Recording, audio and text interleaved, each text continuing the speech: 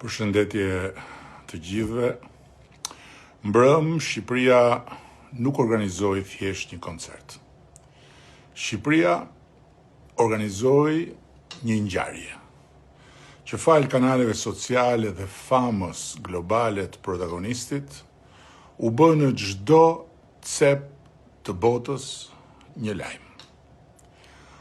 Por në Shqipëri zakonisht këtë herë, edhe më shumë se sa zakonisht, arsyeja dihet, ngjarja u bë një motiv i ri dasie shumë të egër, ku një furi dhune dhe marrëzie u lëshua kundër një koncerti. Mu bë një jetë që sa herë jam përpjekur të bëj diçka të bukur, diçka ndryshe, diçka të re përmes projekteve publike, kam dëgjuar të njëjtin refren. Populli s'ka buk, s'na duhen fasadat, pensionistët po vdesin, nuk do han plakat, varfëria është në kulm, s'duam koncerte.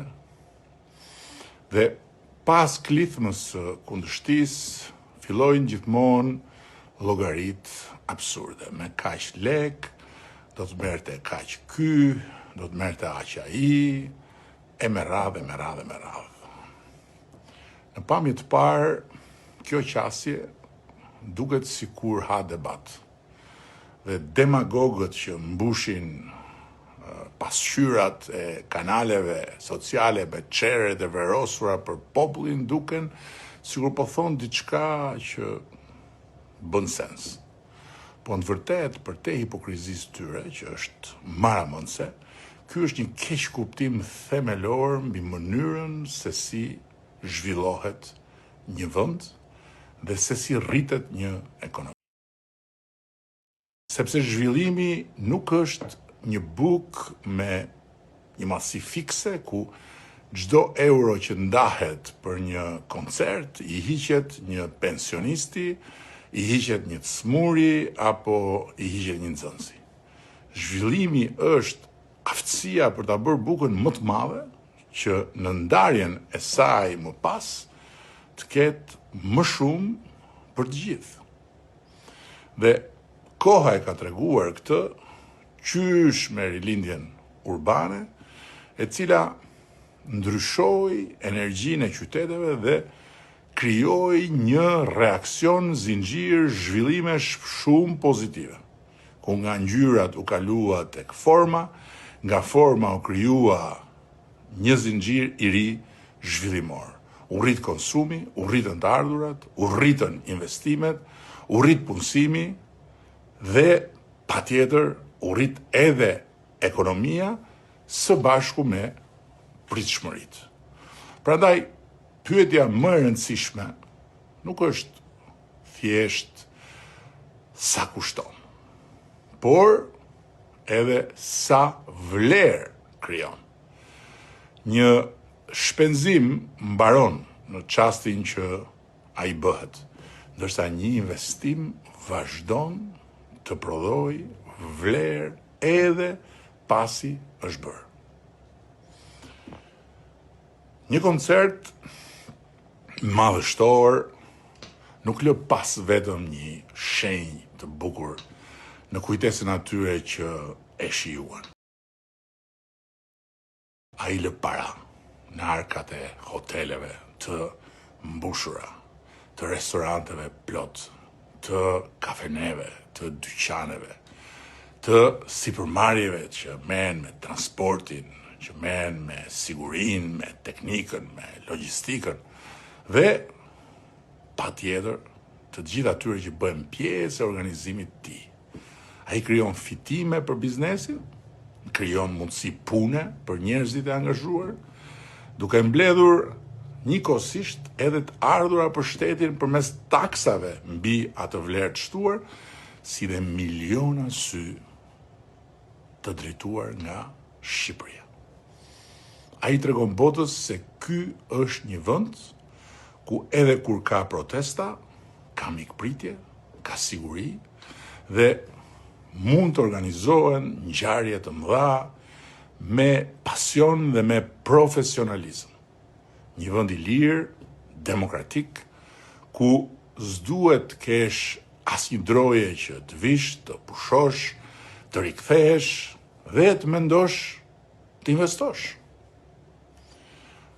Parafituroni se si ka shkuar ky mesazh tek ata të huaj që kanë rezervuar të vinë në javët e muajit në vijim dhe ndërkohë ishin duke menduar anullimin e rezervimeve për pushime për shkak të protestës. Siç ndodhi në qershor, ku pas një maj fantastik, prurje të ranë, duke goditur në fakt ekonominë e shumë familjeve që jetojnë me turizmin.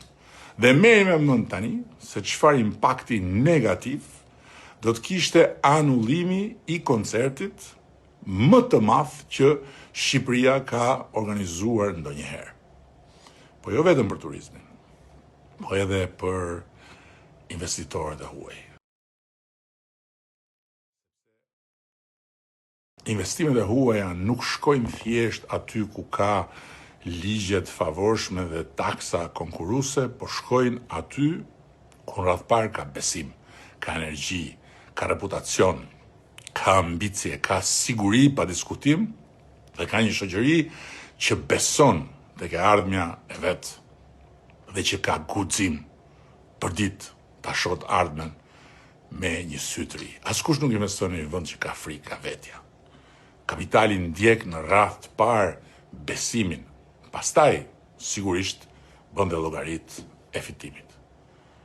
Qytete si Vjena, Londra, Parisi apo Singapori na i kanë zgjidhur me kohë e me vakt dilemat e ndarjes së bukës zhvillimit, duke u bërë lider të industrisë, kulturës, të sportit dhe të argëtimit.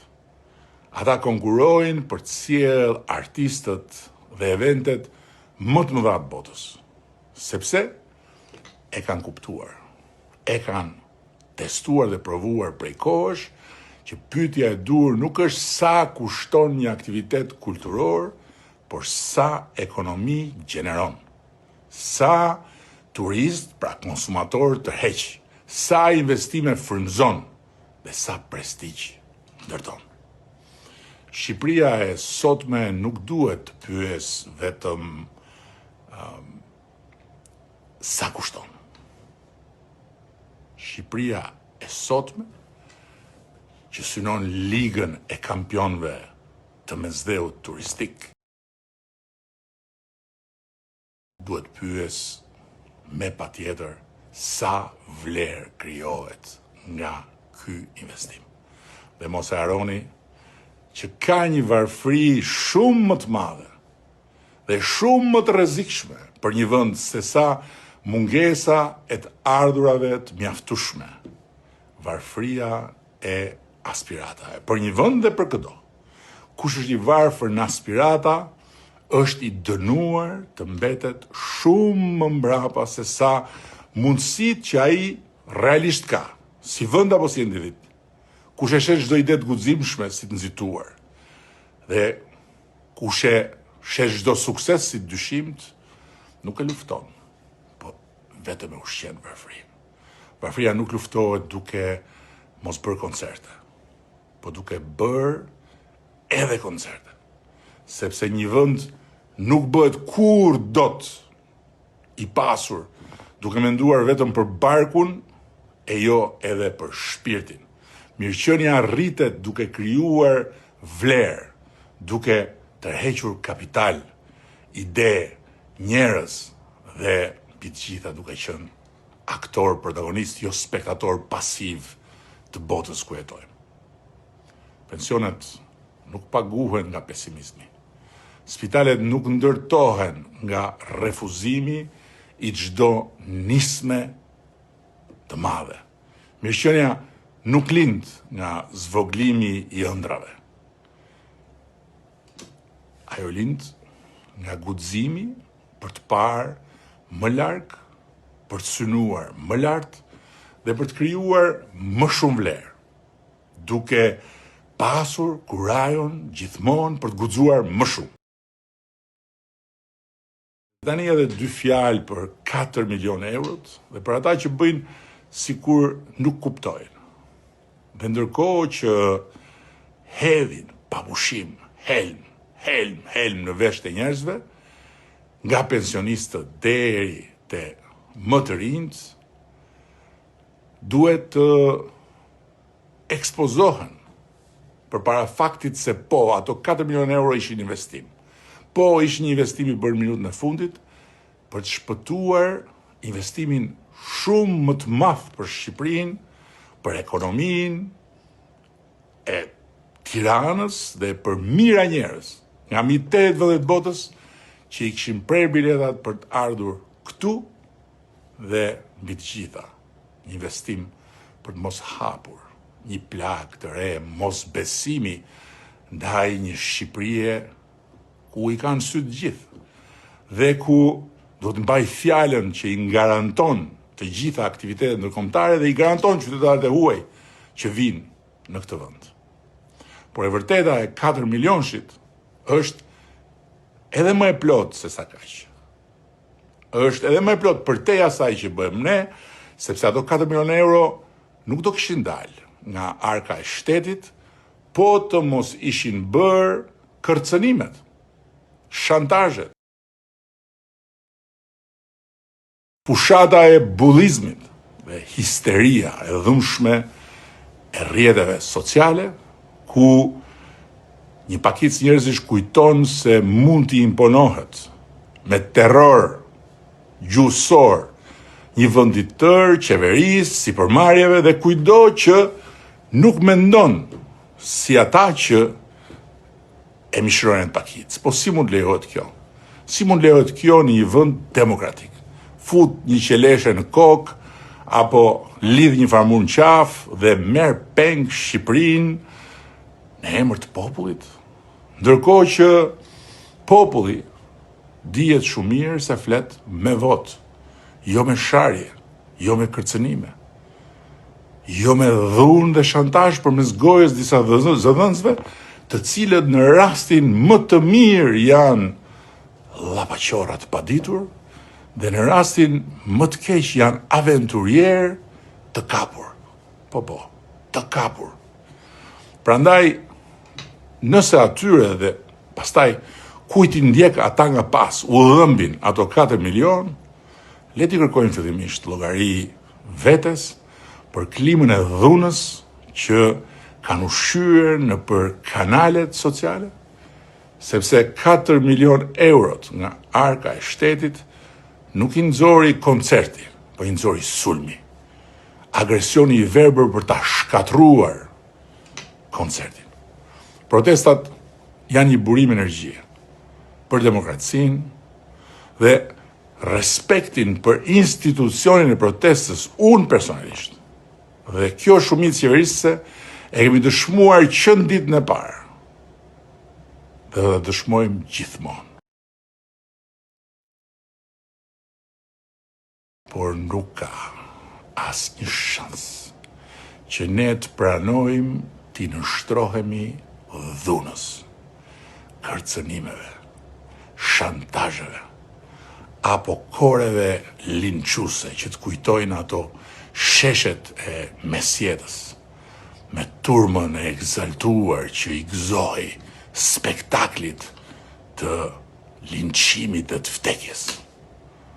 Po ashtu nuk ka asnjë mundësi që unë personalisht pajtohem me idenë se në Shqipërinë e vitit 2026 qytetarët duhet heshtin, artistët duhet të tërhiqen, sipërmarrjet duhet t'i paguajnë haraç një turme dhunuesish online, të cilët me verbërinë e tyre dhe me mbështetjen e shumë profileve falso të kujtojnë gardat e kuqe, gardistët revolucionit kulturor në Kinë. Edhe një gjë me rëndësi në mbyllje.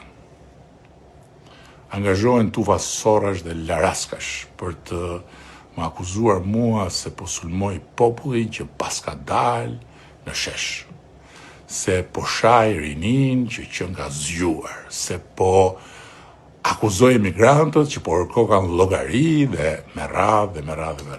Po jo. Absolutisht jo, unë e kam bërë që në kryet herës dhe në çdo herë që kam folur.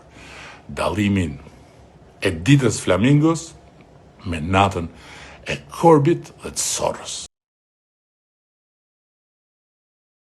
Kur nuk i kam paragjykuar ata qytetarë që dolën protest paqësisht, me bindjen se duan një Shqipëri më të mirë. Të gjitha ata të rinj dhe të reja që dolën protest me bindjen se duan një mjedis më të mbrojtur, ata familjarë që dolën protest për një shëndetësi më cilësore, ata prindër që dolën protest sepse duan një arsim më të mirë, ata burra dhe gra që dolën protest se duan një administrat më njerëzor. Dhe kur nuk mund t'i paragjykoj njerëzit në përgjithësi që duan një shtet më të drejtë në tërësinë e vet. Sepse edhe unë dua pikërisht të njëjtat gjëra. Kur një vend përparon, pritshmëritë e njerëzve rriten më shpejt se sa vetë ritmi i përparimit. Rrugët më të mira i bëjnë gropat e mbetura më të padurueshme.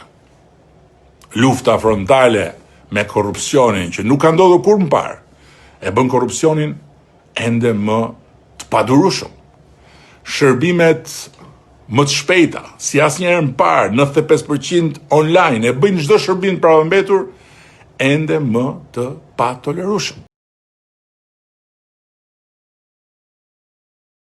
Kjo nuk është shenjë dështimi. Është shenja më e qartë, më e sigurt, më kuptimplot se shoqëria kërkon gjithnjë dhe më shumë, dhe detyra jonë nuk është që t'i ulim pritshmëritë e qytetarëve, as t'i shohim pakënaqësitë e tyre si kundërshti ndaj nesh, por të gushtojmë çdo ditë hendekun mes asaj që kemi arritur dhe asaj që ata me të drejtë presin nga ne. Prandaj po dëgjojmë me shumë vëmendje një grup i ngritur enkas qysh në ditët e para po mbledh çdo shqetësim dhe po përpiqemi të ndërtojmë një reflektim mbi tmetat, gabimet, boshllëqet tona dhe pastaj sigurisht hap pas hapi do t'i komunikojmë ato me të gjitha ata njerëz të zakonshëm dhe të ndershëm të këtij vendi që kërkojnë që rrugtimi ynë drejt shtëpisë europiane të jetë më i shpejt dhe që Shqipëria të bëhet më shpejt ajo që ata duan, por jo vetëm duan, po dhe meritojnë.